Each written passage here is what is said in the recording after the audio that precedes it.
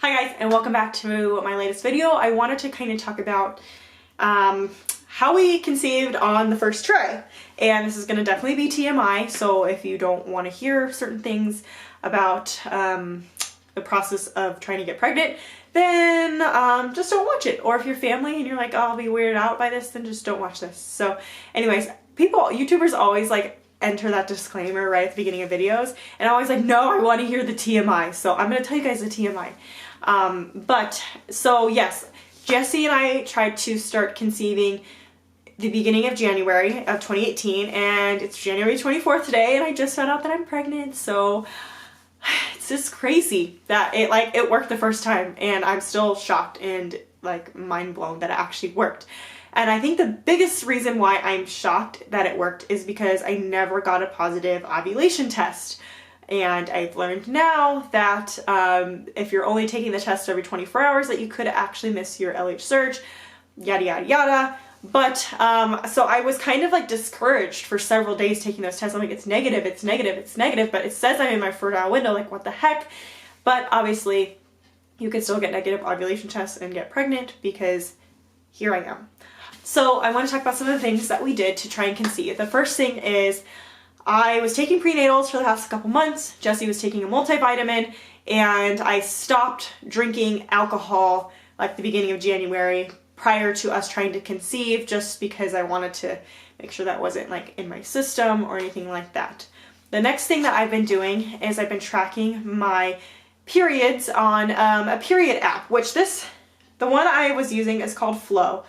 And I'm in the pregnancy mode on the app now, which is exciting. So you're not really like going to be able to fully see. Basically, you track like your period and your symptoms, and it shows you your estimated ovulation date in your fertile window. So in that fertile window, we were having sex every other day to try and make sure we didn't miss when I ovulated. So we had sex every other day.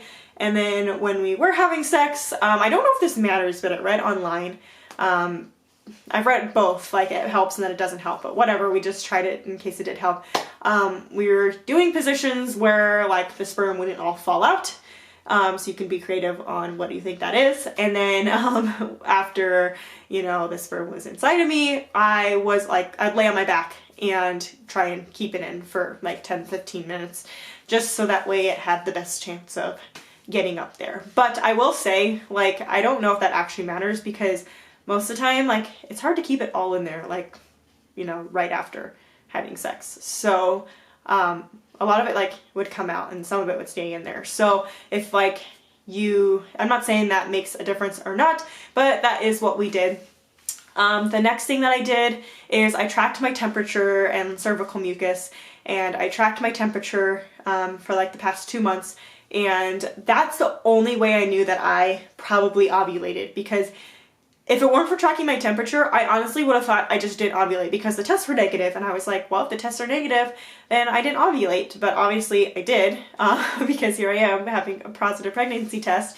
But I tracked my temperature, and your temperature is supposed to decrease usually, like on ovulation day or the day before, and then the day after ovulation your temperature spikes. So my temperature spiked to 99.4, and normally I'm in the 97 range, and I wasn't sick, nothing like that. So that was like a crazy jump, and that's how I knew, okay, I must have ovulated, because how would I have not ovulated? Like, because why else would I have such a huge change in my body temperature, unless it's something like hormonal, if I'm not sick or anything like that. So that's all that we did to try and conceive for the first time. I'm literally 3 weeks and 4 days pregnant. Like, I'm barely pregnant. And if you want to see